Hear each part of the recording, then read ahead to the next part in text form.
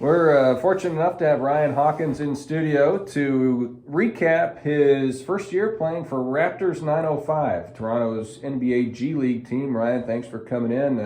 What'd you think of the experience up there? It wasn't as cold as I was expecting.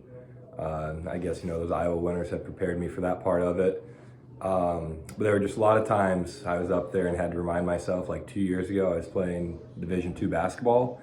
And I kind of had to put it into perspective, like for myself and my expectations that, the speed of the game and the athleticism is just completely different. And I've really never had time to just like truly adapt to that speed and that style of play yet. There were times that I struggled because of that.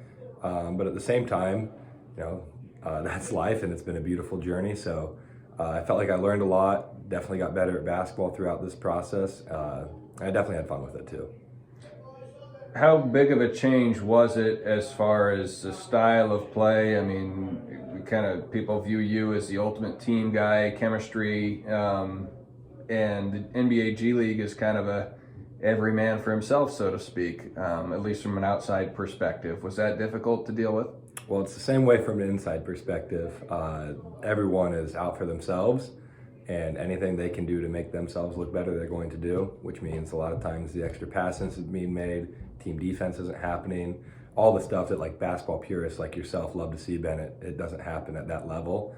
And it's really frustrating for me because that's kind of how I impact the game, is by doing those little things, and that just doesn't happen in the G League. What was a typical day like for you? Describe maybe a day when you just had practice, as well as a day when you had a game. What was your kind of schedule like, and how did you get better? So we were a morning team practice, and I enjoyed that. We had practice at 10 o'clock, and so I was at the gym by around 9 to get extra shots up before practice, and then we'd practice from 10 to 12:30 or 1, depending on the day and what was planned. And then after that, we had the rest of the day to ourselves. We'd go home and we'd have team meal after practice, and then we'd go home, and you had from 1:30 till whenever you went to bed to yourself. Game days was completely different. If we had a late game, like a 7 or a 7:30 game, we would have a walkthrough during our practice slot. So we'd do an hour and a half of just scouting, walkthrough, make sure we have the game plan down. And then we'd show up to the arena 2 hours before to start preparing for the game. If it was an early afternoon game, we weren't going to do a walkthrough. We'd get to the gym 3 hours early and just do a little half-hour walkthrough, get the game plan ready, and make sure we have no questions about our ball screen coverages or anything like that. So really, the on-the-floor stuff and like your team time doesn't change that much from college. The only difference is you don't have 4 or 5 hours of class and then 5-6 hours of homework to do either. So it's just streamlined. You got to find things to do to fill your time. There's a lot of talent there in the G League. Some guys are on the verge of making it to the NBA. Other guys have been there already and have come back down. Were there opponents you went against that you were like starstruck or in awe that, wow, I'm going against this guy, or might be in over my head or anything like that? No, and I was kind of worried about that at first, because I was like, I'm going to get playing some, big names here in the G League, and man, I hope I can like guard, hope I can score on them. And, I felt like at least defensively I did just fine.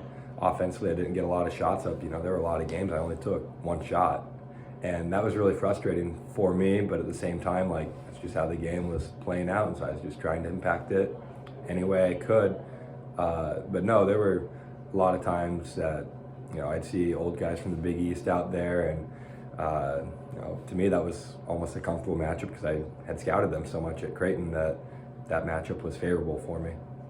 Yeah, there was, your role was not necessarily, fully defined throughout the year. Is that fair to say? You'd had some games where you may have played quite a bit and others not as much. Was that hard to adjust? Yeah, that part was that's the tricky part, because I'm used to playing 40 minutes a game at the college level, and I knew what my role was. And then you get to the G League, and every day you have a different role and you have different expectations about what you're expected to do. And honestly, what the game plan could be gets completely thrown out the window, because you have 1 or 2 guys on your team that get hot and they're just gonna do everything they can to keep feeding them, which, that's part of basketball, but at the same time, it doesn't just help the flow at all. What was your favorite place to play on the road? Weather-wise, Greensboro, North Carolina, because it was 80 degrees last week. But from like a truly enjoyment perspective, it was definitely Des Moines over the Christmas break. Just seeing all the support from the hometown. How did you gain, as far as basketball knowledge and skills-wise, for your future, either as a player or a coach? How did you gain from this past year moving forward? From a player's perspective, I just learned how to compete at that level. That was the biggest thing, was understanding that it is a completely different pace of play.